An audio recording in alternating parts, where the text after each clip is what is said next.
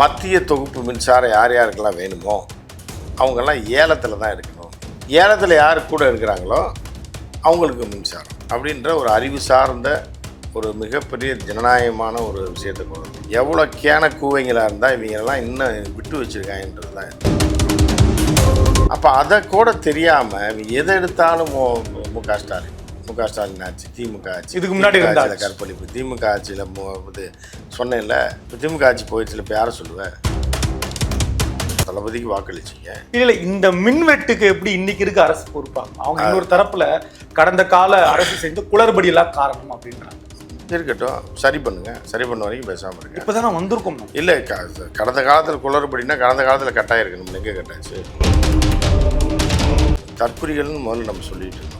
அது இன்னும் கோபப்படுறாங்க எல்லாம். நாங்கள் தற்குறி இல்லைன்னு அதுதான் நானும் சொல்கிறேன். அவங்க தற்குறி கிடையாது. யாருக்கு ஓட்டு போட்டாங்கன்னே போட்டவனுக்கு தெரியாது, யார் உங்கள் எம்எல்ஏன்னே தெரியாது, எதுக்கு ஓட்டு போட்டான்னு தெரியாது. பாடிப்பட்டிலையும் விஜய், ராணிப்பேட்டையிலையும் விஜய், வலசரபாக்கத்துலேயும் விஜய், விருகம்பாக்கத்துலேயும் விஜய், பல்லாவரத்துலேயும் விஜய், திருவத்தூர்லேயும் விஜய். கேளுங்க, அவர்கிட்ட கேளுங்க. பொதுத் தேர்வில் மாநில அளவில் சிறப்பிடம் பிடித்த நாமக்கல் குறிஞ்சி மெட்ரிக் மேல்நிலைப் பள்ளி பொதுத் தேர்வில் 490 மதிப்பெண்களுக்கு மேல் பெறும் மாணவர்களுக்கு கல்வி கட்டணம் முழுவதும் இலவசம். நீட் ரிப்பீட்டர்ஸ் பேட்ச் மற்றும் ஒரு வருட சிறப்பு பயிற்சி வகுப்புகள். குறிஞ்சி கல்வி நிறுவனங்கள், காவேரிப்பட்டி, நாமக்கல். உலக தமிழர்களுக்கு வணக்கம். இது கிங் டிவி. இன்றைய நிகழ்வில் நம்மோடு மூத்த பத்திரிகையாளர் திருமாவதி அவர்கள் நினைக்கிறார்கள். சார் வணக்கம். சார் வணக்கம். தொடர்ந்து சென்னையில் கடந்த சில நாட்களாக, குறிப்பாக இந்த 4 நாட்களாக பல இடங்களில், சென்னையில் பல பகுதிகளில் தொடர்ந்து மின் வெட்டு அப்படின்றது இரவு நேரங்களில் நடந்துட்டு இருக்கு. இது செய்தியாகவும் ஆக்கப்படுது. களத்தில் இறங்கி போராடுறாங்க இரவுல குழந்தையோட. முதல்ல இந்த செய்திக்கு பின்னணியில் என்ன இருக்குது? இது உண்மையே இல்லைன்ற தரப்பும் இருக்காங்க சார், சொல்கிறாங்க. இல்லை, என்ன இருக்கு? உண்மை இல்லைன்னா பேசாமல் இருக்க வேண்டியதானே? கரண்ட் கட் ஆயிடுச்சுன்னா வீட்டில் இது ரொம்ப இயல்பு தானே. அவங்க இருக்கும்போது நடக்கலையா? இப்போ நடக்கிறது எப்போ? நான் அதுதான் அப்போ பேசாமல் இருக்கேன். இப்போ நடந்துச்சுல்ல, ஆட்சி மாற்றி விட்டீங்கல்ல, அப்போ பேசாமல் இருங்க. இப்போயும் அப்போ நடந்துச்சு, இப்போயும் நடக்குது. புரியுதா உங்களுக்கு? அப்படி ஏதாவது ஒன்று பண்ணிகிட்ருங்க. பண்ணிவிட்டு இப்போ ஜாலியாக இருக்க வேண்டியது தானே. நீங்கள் இப்போ தளபதிக்கு வாக்களிச்சிங்க, தளபதி ஆட்சியிலையும் அதே மாதிரி தொடருது. இதுக்கு மேலே யாரை இப்போ அஜித்தை கூப்பிட முடியாது. விஜய்க்கு வாக்களிச்சிட்டிங்க, ரஜினி அரசியலுக்கு வர தயாராக இல்லை, கமலஹாசன் தோக்கடிச்சிட்டிங்க, இன்னும் யார் போண்டாமணி இறந்துட்டாப்புல, வடிவேலு அரசியலுக்கு வரல. இப்போ அடுத்த பிரபுதேவான்ற மாதிரி தான் நீங்கள் கணக்கு. இல்லை, இந்த மின்வெட்டுக்கு எப்படி இன்னைக்கு இருக்க அரசு பொறுப்பாங்க? அவங்க இன்னொரு தரப்புல கடந்த கால அரசு செஞ்ச குளறுபடி எல்லாம் காரணம் அப்படின்றாங்க. இருக்கட்டும், சரி பண்ணுங்க, சரி பண்ண வரைக்கும் பேசாமல் இருக்கு. இப்போதானே வந்திருக்கோம். இல்லை, கடந்த காலத்தில் குளறுபடினா கடந்த காலத்தில் கட்டாயம் இருக்கணும். எங்கே கட்டாச்சு? அப்போ எவனுமே இப்போ எதுவுமே கேட்கல. இல்லை, குளறுபடியோட ஒரு அரசாங்கம் இருக்குது. அந்த அரசாங்கம் இருக்கும்போது எதுவுமே இல்லையே. கரண்ட் கொடுத்துட்டு தான் இருந்தாங்க, சோறு தின்னுட்டு தான் இருந்தாங்க, கரண்ட் வந்துட்டு தான் இருந்துச்சு, பெட்ரோல் டீசல் வந்துட்டு தான் இருந்துச்சு, எல்லாமே வந்துட்டு தானே இருந்துச்சு. இப்போ அந்த நீ குளறுபடி பண்ணிவிட்டு இப்போ ஏற்கனவே இருந்தவனை சொன்னீங்கன்னா எப்படி இது பண்ண முடியும்? புரியுதா? அவங்க நல்லா அனுபவிக்கட்டும். வாக்கு போட்டவர்கள் அதாவது நம்ம சாபம்லாம் விடலை. அதாவது எப்படின்னா தற்குறிகள்னு முதல்ல நம்ம சொல்லிகிட்டு இருந்தோம். இல்லை, அது இன்னும் கோபப்படுறாங்க எல்லாம். நாங்கள் தற்குறி இல்லைன்னு அதுதான் நானும் சொல்கிறேன். அவங்க தற்குறி கிடையாது. ஏன் கிடையாது அப்படின்னு பார்த்தீங்க அப்படின்னா, இப்போ என்ன பண்ணியிருக்காங்க, அதாவது தெரியாமல் பண்ணுற தற்குறிகள்னு அந்த காலத்தை சொல்லிட்டு இருந்தோம் முன்னாடி. அது தப்பு, அது எங்களை காயப்படுத்துது, கோவப்படுத்துது அப்படின்னாங்க. இப்போ அவர்களை சொல்ல வேண்டியதே இல்லை. ஏன்னா எதை செஞ்சால் என்ன நடக்கும்ன்றதுக்காக இவர்களை அந்த வார்த்தையை குறித்து அழைத்தாங்களோ, இப்போ அது நடந்துக்கிட்டு இருக்குல்ல. இதை அனுபவிக்கிறவர்களை போய் எப்படி இது பண்ண முடியும்? ஒன்று செய்யாத அப்படி. இப்போ ஒரு குழந்தை இருக்குது, அது கூட அடுப்பில் கையை வச்சிடாத, விளக்கில் கை வச்சிடாதன்னு சொல்கிறோம். வச்சதுக்கப்புறம் என்ன பண்ண முடியும்? ஒன்றுமே ஆஸ்பத்திரிக்கு தான் தூக்கிட்டு ஓடணும். புரியுதா அவங்களுக்கு?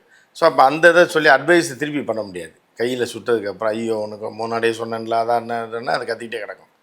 அதை கொண்டு போய் அடுத்து ஆஸ்பத்திரியில் சேர்க்கணும், இல்லை வீட்டை விட்டு துரத்தி விடணும். இது 2 தான் நடத்தணும். அதானே பண்ணுவாங்க. அதெல்லாம் பண்ணணும். நம்ம குழந்தையாச்சு. ஆமாம். சில பேர் நம்ம குழந்தையாக இருந்தாலும் கொண்டு போய் ஹாஸ்டலில் சேர்த்துருவாங்க, இல்லைன்னா வெளியூரில் பார்ட்டி வீட்டில் விட்டுருவாங்க. அப்படியே விட முடியாது இப்போ. ஸோ அந்த மாதிரியான ஒரு சூழ்நிலையில் இருக்குது. முதல்ல என்னென்னா, இவங்க யாருக்கு ஓட்டு போட்டாங்கன்னே போட்டவனுக்கு தெரியாது, யார் உங்கள் எம்எல்ஏன்னே தெரியாது, எதுக்கு ஓட்டு போட்டோன்னு தெரியாது. உங்கள் அண்ணன் என்ன சொன்னார்? விசிலுக்கு போடுங்க, பாடிப்பட்டிலையும் விஜய், ராணிப்பேட்டையிலையும் விஜய், வலசரபாக்கத்துலேயும் விஜய், விருகம்பாக்கத்துலேயும் விஜய், பல்லாவரத்துலேயும் விஜய், திருவத்தூர்லேயும் விஜய். கேளுங்க, அவர்கிட்ட கேளுங்க அப்படின்ட்டு தான் இது பண்ண முடியும். ஸோ இன்னொரு விஷயம் என்ன அப்படின்னா, இது ஏன்னா இந்த அடிப்படை தெரியாதவங்கனால இந்த மாதிரி பிரச்சனையெல்லாம் வரத்தான் செய்யும். ஏன் எப்படி வரும் அப்படின்னு பார்த்திங்கன்னா, நம்ம எலெக்ஷன் அப்பயே ஒரு செய்தியை எக்ஸ்க்ளூசிவாக நான் போட்டிருக்கேன். என்ன போட்டிருக்கேன்னா, அது நேஷ்னல் மீடியாவில் வந்த ஒரு தகவல். அப்போ இவங்க கொடூரமாக ஏதோ பிளான் பண்ணுறாங்க அப்படின்றத பற்றி எக்ஸ்க்ளூசிவாக வாக்குப்பதிவு முடிஞ்சதுக்கு முன்னாடி, வாக்குப்பதிவு முடிஞ்சில்ல அப்போவே இந்த டீட்டெயில் வந்துச்சு. என்ன அப்படின்னு பார்த்தீங்கன்னா, அது திமுக இப்போது ஆட்சியில் இருந்திருந்தாலும் இதுதான் நடந்திருக்கும். ஏன்னா இதனால் ஒவ்வொரு மாநிலத்திலும் ஒவ்வொரு பகுதியிலும் தயாரிக்கக்கூடிய மின்சாரம் இருக்குல்ல, அது சென்ட்ரல் கிரிட்டுக்கு போகும், மத்திய தொகுப்புக்கு போகும். அங்கேருந்து தான் பிரித்து விடுவாங்க. இப்போ நெய்வேலியில் கரண்ட் எடுக்கிறீங்கன்னா உடனே நெய்வேலியில் உள்ள டீ கடைக்கெல்லாம் நெய்வேலி கரண்ட்டு போகாது, அது மத்திய தொகுப்புக்கு போயிடும். அவங்க முடிவு ஆந்திராவில் எடுக்கிறான்னா அங்கே போயிடும். அப்புறம் வந்து நீங்கள் இப்போ இதுக்கு எடுக்கிறீங்க அப்படின்னா மின்சாரம் இதில் அனல் மின் நிலையமானாலும் வள்ளூர் அனல் மின் நிலையமானாலும் எதுவாக இருந்தாலும் அங்கே போகும். இல்லை, அது சில இது வந்து ஸ்டேட் ப்ரொடக்ஷன் இருக்குது, சென்ட்ரல் ப்ரொடக்ஷன். நெய்வேலி போன்ற சென்ட்ரல் ப்ரொடக்ஷன் இது, அதெல்லாம் நம்ம ஸ்டேட் ப்ரொடக்ஷன். சென்ட்ரல் ப்ரொடக்ஷனில் உள்ளது பூராமே சென்ட்ரல் கிரிட்டுக்கு போயிடும். போனால் இப்போ நெய்வேலியிலேருந்து புரியுதா ஒரு 2000 மெகாவாட் எடுக்கிறேன், இல்லை 4000, அதிகபட்சமாக 3000 சில்லற மெகாவாட் தான் அங்கேருந்து போகுது. அப்போ போகுது அப்படின்னா நமக்கு வந்து 1000 சில்லற மெகாவாட் திருப்பி தருவான். 2000 எடுத்து மீத மாநிலங்களுக்கு பிரித்து கொடுப்பான். சரி. அப்போ ஆந்திராவிலேருந்து வருதுன்னா அதில் ஒரு 200 300 கொடுப்பான். இப்படி தான் ஒரு கணக்கு. அப்படி இருக்கும்போது இப்போ என்ன பண்ணுறான்னா, நம்ம பகவான் மோடிஜி என்ன பண்ணிட்டாருன்னா, மத்திய தொகுப்பு மின்சாரம் யார் யாருக்கெல்லாம் வேணுமோ அவங்கெல்லாம் ஏலத்தில் தான் எடுக்கணும், ஏலத்தில் யார் கூட எடுக்கிறாங்களோ அவங்களுக்கு மின்சாரம் அப்படின்ற ஒரு அறிவு சார்ந்த ஒரு மிகப்பெரிய ஜனநாயகமான ஒரு விஷயத்தை கொண்டு வந்தேன். எவ்வளோ கேன கூவைங்களாக இருந்தால் இவங்களெல்லாம் இன்னும் விட்டு வச்சுருக்காங்கன்றது தான். இப்போ ஒரு விவசாயி இருக்கான், புரியுதா, ஒரு 100 மூடை நெல் அவனுக்கு விளையுது, இன்னொருத்தனுக்கு 10 மூடை வருது, இன்னொருத்தனுக்கு 5 மூடை வருது, இன்னொருத்தனுக்கு 1 மூடை தான் வருது. இது எல்லாத்தையும் கொண்டாந்து நடுவில் வச்சுட்டு இந்த 100 மூட்டை கொண்டாந்தால விவசாயி அவன் வீட்டுக்கு கூட எடுக்க முடியாது, எதுவுமே எடுக்க முடியாது. அவன் அப்படி விளையிறத கொண்டாந்து இங்கே வச்சிடணும். அதுக்கப்புறம் எல்லாம் ஏலம் கூறுவாங்க. எவன் கூட காசு கொடுக்குறான்னா அவனுக்கு இப்போ இந்த விவசாயிட்ட வந்து 95 மூட்டையை வேறவன் ஆட்டையை போட்டு ஏலம் கேட்டானா அவனுக்கு கொடுத்துடணும், இவன் நக்கிட்டு தான் போகணும், புரியுதா. இல்லைன்னா இவன் கூட காசு கொடுத்து அதை எடுக்கணும், புரியுதா. அப்படின்னு நீங்கள் வீட்டிலேருந்து ஒரு பொருளை கொண்டு வரீங்க. இப்போ வீட்டிலேருந்து ஒரு டிஃபன் பாக்ஸை மத்தியானம் கொண்டு வந்துடுங்க. தீர்த்தகிரி ஒரு 2 இட்லி மட்டும் ஒரு கட்டி சட்னி வச்சு ஒரே ஒரு வடையோடு வராரு. நீங்கள் பிரியாணி கொண்டு வரீங்க. இன்னொருத்தர் வந்து வெஜிடபிள் பிரியாணி சுக்கா வறுவெல்லாம் கொண்டாடுறாரு. இப்படி வந்து வச்சு தட்டில் இப்போ நான் வந்து தயிர் சாதம் மட்டும் கொண்டாடுறேன். கொஞ்சோண்டு எடுத்துகிட்டு வரேன், டப்பாவில் எடுத்துகிட்டு வந்து எல்லாத்தையும் அங்கே வச்சுட்டு ஏலம் விடுறாங்க. நீங்கள் கொண்டாந்து நீங்கள் சாப்பிடக்கூடாது, இவர் கொண்டாந்து இவர் சாப்பிடக்கூடாது. ஏலம் விடும்போது நான் என்ன பண்ணுறேன், தயிர் சாதத்தை கொண்டாந்து அங்கே வச்சுட்டு அந்த பிரியாணியை ஏலம் கேட்குறேன். ஏலத்தில் எடுத்துறேன் அதிக காசு கொடுத்து, வைத்தறிச்சலாக இருக்குங்க. நான் தின்றுவேன். இன்னொருத்தர் இவரது ஏலம் போட்டு அவர் டீயை கட்லி சட்னியை வடையும் தின்னுடுவார். தயிர் சாதத்தையும் புளி சாதத்தையும் இங்கிட்ட தள்ளி வச்சுருவாங்க. நீங்கள் அதை நக்கிட்டு போக வேண்டியதான். இதுதான் வந்து சென்ட்ரல் கிரிட்டில் ஆட்டையை போடுறது. இப்படின்னு சொல்லி மத்திய மோடி அரசாங்கம் சென்ட்ரல் கிரிட்டில் இருந்து யாருக்கு அதிக மின்சாரம் வேணுமோ, இப்போ ஏற்கனவே ஒரு இது கிரேஸ் இது கொடுத்துட்டுப்பாங்கல்ல. இப்போ உங்கள் மாநிலத்தில் தான் கறி இடத்தெல்லாம் எடுத்து நம்ம கறியை எரித்து நம்ம மின்சாரம் தயாரித்து அவனுக்கு கொடுத்துட்டு நம்ம நக்கிட்டு போகணும். இல்லைன்னா நம்ம அதிக காசு கொடுத்து அதை வாங்கணும் ஏலம் எடுத்து. இல்லைன்னா எவனா ஒருத்தன் எதுவுமே தயாரிக்க மாட்டான், ஏலத்தில் அதை எடுத்துகிட்டு போயிட்டே இருப்பான். எவன் புத்திசாலி? தயாரிக்காமல் ஏலம் எடுத்துகிட்டு போகிறோம் புத்திசாலி. ஆமாம், அப்படி ஒரு நிலைமைக்கு கொண்டு வர்றது யார்? மத்திய அரசு. அப்போ அதை கூட தெரியாமல் எதை எடுத்தாலும் முக ஸ்டாலின் ஆட்சி, திமுக ஆட்சி, இதுக்கு முன்னாடி கற்பழிப்பு, திமுக ஆட்சியில் இது சொன்னேன்ல. இப்போ திமுக ஆட்சி போயிடுச்சு, இப்போ யாரை சொல்லுவேன்? இல்லை, இப்பவும் இதுக்கு முன்னாடி இருந்த ஆட்சி தான் காரணம். வரைக்கும் போதிய வேலையாட்கள் கிடையாது, தேவையான உபகரணம் உள்ள இல்லை, வாங்கி வைக்கல. இப்போ நடக்க இருந்த கூட்டம் கூட, அமைச்சர் முன்னிலை நடக்கிற கூட்டம் கூட தள்ளி போயிருக்கு அப்படின்ற தகவல்லாம் வந்துட்டு இருக்கு. அதான் போதிய பாதுகாப்பு இங்கே இல்லைன்றாங்க. சாகட்டுன்றேன், நான் போட்டுன்றேன். போதிய பாதுகாப்பு இல்லை. அதாவது இந்த முட்டாள்கள் என்னென்னா, கடந்த காலத்தில் அப்போ போதிய பாதுகாப்பு இல்லாதப்போ ஒழுங்காக தானடா மின்சாரம் வந்துச்சு அப்படின்னு கேட்பாங்கல்ல. இப்போ நீங்கள் ஓட்டை போட்டதுனால இப்போ போட்டுட்டு திருப்பி இப்போ ஏற்கனவே எந்த எனக்கு உரை போடுறது, அப்போ என்ன இதுக்கு நீங்கள் ஓட்டு போட்டீங்க மாற்றி அப்படின்னு ஒரு கேள்வி இருக்குல்ல. நம்ம கேட்கல, பொதுவாக ஒரு அறிவு உள்ளவன், அடிப்படை அறிவு உள்ளவன் கேட்பாங்க. நல்லா நடந்துகிட்டு இருந்தது உடச்சி விட்டு இவனால தான் உடஞ்சி அப்படின்னீங்கன்னா, ஏற்கனவே ஒட்டி வச்சுருந்தாங்க அப்படின்னா அப்படின்னா அப்படி இவங்களை எதை கொண்டு அடிக்கிறது அப்படின்ற மாதிரியான ஒரு சூழல் தான் இருக்குது. இன்னும் என்ன இந்த மின்சாரன்றது ஒன்று தான், இன்னும் பேருந்து இருக்குது, பப்ளிக் டிரான்ஸ்போர்ட் இருக்குது, தண்ணி இருக்குது, இன்னும் நிறையா விஷயம் இருக்குது. இதிலெல்லாம் இனிமேல் தான் அதெல்லாம் ஆரம்பிக்கும். காளியோட ஆட்டம் இனிமேல் தான் ஆரம்பிக்கும். என்னெல்லாம் பண்ண போகிறாங்க. வட சென்னை மாதிரியான பகுதிகளில் மறுபடியும் இந்த குடத்தை தூக்கிட்டு தண்ணிக்கு ஓடுற நிலைமை வர்றதுக்கான வாய்ப்பு இருக்குல்ல? எல்லாமே வரும். ஏன்னா இவங்களுக்கு எங்கே தண்ணி வருது, எங்கே குளம் இருக்குது, எங்கே மின்சாரம் வருது எதுவுமே தெரியாது. புரியுதா உங்களுக்கு? அதற்கான திறமையான ஆட்களும் இல்லை.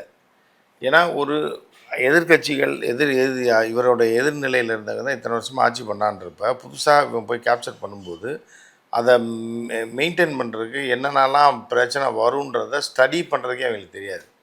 அவர்கள் ஜெயிப்பார்களானே அவர்களுக்கு தெரியாமல் ஜெயிச்சிட்டாங்க. இல்லை, நான் மன்னிக்கணும். இல்லை, அமைச்சரவை மாறுது, அரசு மாறுது, ஆனால் அதிகாரிங்க மட்டத்தில் அதுக்கான தயாரிப்பு இருக்கணும். அதே அதிகாரி தானே இருப்பாங்க. அப்போ அதே அதிகாரி விட்டு வேண்டியது தானே எதுக்கு எலெக்ஷனு? அமைச்சரவை சரியில்லை, அதிகாரி தான் எல்லாம் மெயின்டைன் பண்ணுறாங்க.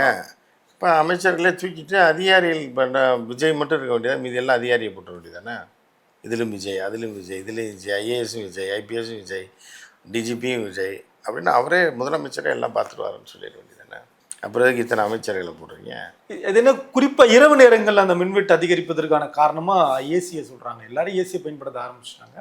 அதனால அந்த முன்னாடி எல்லாம் இது விசிறி தானே வச்சு விசிறிட்டு இருந்தாங்க. திமுக ஆட்சியில் ஆளுக்கு ஒரு கட்டை விசிறி வச்சு விசிறிட்டு இருந்தாங்க. இப்போ இவர் ஆட்சிக்கு வந்தோடனே பாலும் தேன்னு ஓடினோடனே டப்புன்னு ஏசி வாங்கி எல்லாம் மாறிட்டான். அதனால் அப்படி இருக்கும். அவங்க தரப்பில் இன்றைக்கும் போராடுறவங்க கூட இப்போ தான் வந்திருக்காரு, அண்ணன் வந்திருக்காரு, சரி அப்போ வீட்டில் பொத்தி பாடுங்க. இல்லைன்னா இப்போ வீட்டில் விசிறி அண்ணன் இப்போ தானே வந்திருக்காரு, அப்புறம் அதுக்கு இப்போ இபி ஆஃபீஸ்க்கு ஓடுற? வீட்டில் இருங்க, வீட்டில் இருந்து பொறுத்துங்க கொஞ்சம். அண்ணன் இப்போ தான், அது உண்மை தான், நியாயம் தான், அவங்க சொல்கிறது நியாயம் தான். இப்போ வந்த உடனே என்ன பண்ணிட முடியும்? சரி, அப்போ வந்த உடனே என்ன பண்ணிட முடியும் அப்படிங்கும்போது என்னன்றது நீங்கள் வெயிட் பண்ணுங்கள். ஏன் அடித்து பிடிச்சி எதுக்கு இபி ஆஃபீஸ்க்கு ஓடுறீங்க?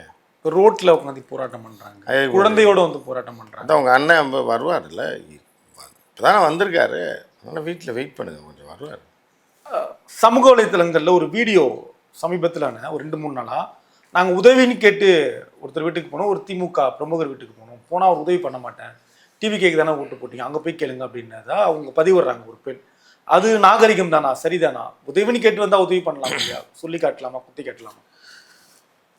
இல்லை, இப்போ நீங்கள் இருக்கீங்க, உங்களுக்கு ஒரு குடிகார அண்ணன் இருக்கா, இப்போ இல்லை யதார்த்த வாழ்க்கையில் ஒரு உதாரணத்துக்கு தான் சொல்லுங்கள். இப்போ உங்கள் வீட்டில் சண்டை போட்டு வீட்டே நாசப்படுத்துகிறான், பேரை கெடுக்கிறான், சரக்கை போட்டு ரோட்டில் படுத்துருக்கான். அதற்கப்புறம் என்ன பண்ணுறான்னு வீட்டில் வச்சுருக்க காசை பூரா எடுத்துகிட்டு போயிடுறான். இப்படி பல்வேறு டார்ச்சர் பண்ணோடனே அவங்க அப்பா என்ன பண்ணுறாரு, சொத்தை பிரித்து கொடுத்துரு. 2வது மகன் நல்ல பையன், டிவியில் ஆங்கராக பொறுப்பாக வேலை பார்த்து சம்பாரித்து குடும்பத்தை காப்பாற்றி, அது மட்டும் இல்லாமல் ஒரு செல்வாக்காக ஒரு டீசெண்டாக வாழ்ந்துக்கிட்டு இருக்க பையன், அவன் கஷ்டப்படுறான். மூத்த பையன் இப்படி இருக்கான். ஏன்னா அப்போ என்ன பண்ணுறதுன்னா 2 பேரையும் பிரித்து விட்ருவான். இவன் சம்பாதிக்கிறது இவனோட பேரெல்லாம் கெட்டு போயிடுது அவனால் அப்படின்னு சொல்லி பிரித்து விட்டுறாரு, சொத்தை பிரித்து விட்டுறாங்க. சரி நான் அதையும் வாங்கிட்டு போய், உங்களுக்கு அண்ணன் இல்லைல்ல, இருக்காங்க, தம்பி தானே, அதுதான் அண்ணன் சொன்னேன், நான் பார்த்தாலே தெரியுது நீங்கள் தான் தம்பி. அப்போ என்ன ஆகுதுன்னா இப்போ தான் பிரித்து விட்டு எல்லாத்தையும் கொடுத்து அனுப்பிடுறாங்க. அனுப்புனதுக்கப்புறம் ஒரே மாதத்தில் அதெல்லாம் விற்று தின்னுட்டு திருப்பி உங்கள் வீட்டில் வந்து, உன் மகன் தானே கொடு, இப்போ எனக்கு 500 ரூபா கொடு, தரமாட்டியா, இப்போ நான் சாப்பிட்ணும், காசு கொடுன்னு கேட்டால் எப்படி இருக்கும்? தூக்கி போட்டு மிதித்து இப்போ மண்ணில் புரட்டி போட்டு மிதிக்க மாட்டாங்க. உன்னால தான் இந்த குடும்பம் நாசமாக போச்சு. இவ்வளோ நாள் உன்னை பொறுத்து வச்சுருந்ததே பெருசு, உன்னை அடித்து துரத்தி உனக்கு காசையும் கேட்ட கொடுத்தாச்சு, சொத்தையும் பிரித்து கொடுத்து எல்லாம் பண்ணால் 6 மாதத்தில் காலி பண்ணிட்டு திருப்பி வந்து சோறு போடுன்னா எப்படி இருக்கும்? விஷத்தை வச்சு கொண்டுருவாங்களா இல்லையா?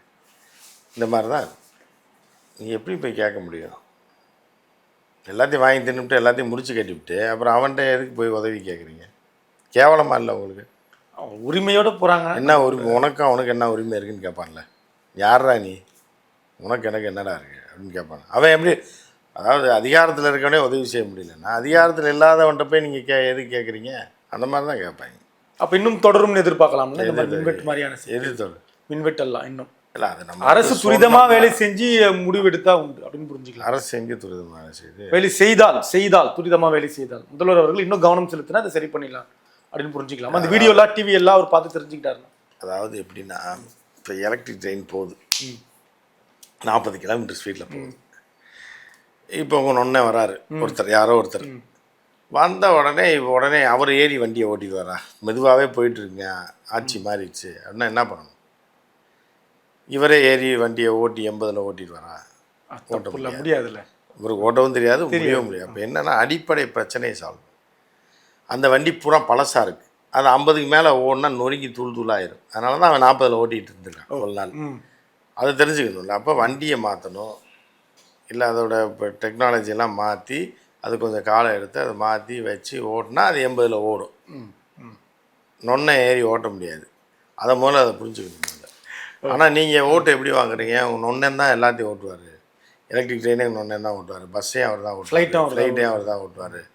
நீங்கள் அவருக்கு வாக்களிக்கலை, எல்லா நொன்னனுக்கு தான் வாக்களிக்கிறீங்க அப்படின்றீங்க அப்படின்னு ஒருத்தர் சொல்கிறாரு. நீ விஜய் சொல்கிறேன்னு நினச்சிடாதீங்க, பொதுவாக சொல்லி. அப்போ வந்ததுக்கப்புறம் எனக்கு எப்படி ஸ்டேரிங் பிடிக்கிறதுனே தெரில அப்படின்னா, ஏற்கனவே இருந்தவன் சரியாக இல்லாமல் வச்சுட்டான், கியர் ஆடுது, ட்ராக்ஸ் நான் ஓட்டிகிட்டு தானே இருந்தேன். அவன் இவ்வளோ நாள் ஓட்டிகிட்டு தானே இருந்தான், எந்த பிரச்சனையும் இல்லாமல். நீ தானே சொன்னேன் 70ல் ஓட்டுறேன், 80ல் ஓட்டுறேன், 120ல் ஓட்டுறேன், உடனே கொண்டு வேலைக்கு விட்டுறேன்னு சொன்னேன்ல, ஓட்டு. அதான் சொன்னாங்க. இப்போ நீங்கள் சொன்ன மாதிரி இந்த ட்ரெயின் ஓட்டுறதுல அதுக்கு வாய்ப்பு இல்லை, கற்றுக்கணும் அப்படின்றத தாண்டி இப்போ சங்கரன் கோவிலில் 2 நாளைக்கு முன்னாடி தாவேக்காவுடைய மருத்துவர் அணி அப்படின்னு சொல்லிட்டு ஒரு பெண் போய் கலா ஆய்வு பண்ணாங்க, கோட்டெல்லாம் போட்டுட்டு. அதெல்லாம் பார்த்தீங்களா? கற்றுக்கிறதுக்காக, ட்ரெயின் பண்ணுறதுக்காக பண்ணலாம், ட்ரெயின் பண்ணலாம். இப்போ இவங்களே ஊசி போட்டு பழகலாம் பேஷண்ட்டுக்கு. முதல் ஊசியை வந்து புஷியானந்துக்கு போட்டு கூட இப்போ ஆரம்பிக்கலாம் கலா ஆய்வு. நம்ம மருத்துவர் அணி நம்ம ஏற்கனவே ரொம்ப சார்பாக இருக்கோம். முதல்ல வந்து உங்களுக்கு ஒரு தடுப்பூசி போடுறோம். எல்லோரும் என்ன பண்ணாங்க, முதல்வர் தான் கொடியேசை துவைச்சி வைப்பார், இல்லைன்னா அந்த துறை அமைச்சர். ஃபஸ்ட்டு நீங்கள் புஷியானந்துக்கு அந்த ஊசியை போட்டு, அமைச்சர் அவர்களுக்கு இந்த ஊசியை போட்டு நாங்கள் துவங்குறோம். நீ டாக்டர் ஆனால் இல்லை நாங்கள் மருத்துவர் அணி, இல்லை ரொம்ப நாள் ஆகிருக்கோம், எனக்கு ஊசி போட தெரியும், இல்லை சிரிஞ்சு கடையில் வைக்கலாம், மருந்து மெடிக்கல் ஷாப்பில் இருக்குது, எடுத்துகிட்டு வந்து இப்போ ஏற்கனவே நர்ஸுக்கு போட தெரியும், ஊசி போட தெரியும், எதையா ஒன்று போட்டு விட வேண்டியதானே. அது கூட ட்ரையல் பார்க்கலாம், இனிமேல் பண்ணுவாங்க, எல்லாத்துக்கும் வாய்ப்பு இருக்குது. நன்றிங்க. 12ஆம் வகுப்பு பொதுத் தேர்வில் மாநில அளவில் சிறப்பிடம் பிடித்த நாமக்கல் குறிஞ்சி மெட்ரிக் மேல்நிலைப் பள்ளி 10 பொதுத் தேர்வில் 490 மதிப்பெண்களுக்கு மேல் பெறும் மாணவர்களுக்கு கல்வி கட்டணம் முழுவதும் இலவசம். நீட் ரிப்பீட்டர்ஸ் பேட்ச் மற்றும் 1 வருட சிறப்பு பயிற்சி வகுப்புகள். குறிஞ்சி கல்வி நிறுவனங்கள், காவேரிப்பட்டி, நாமக்கல்.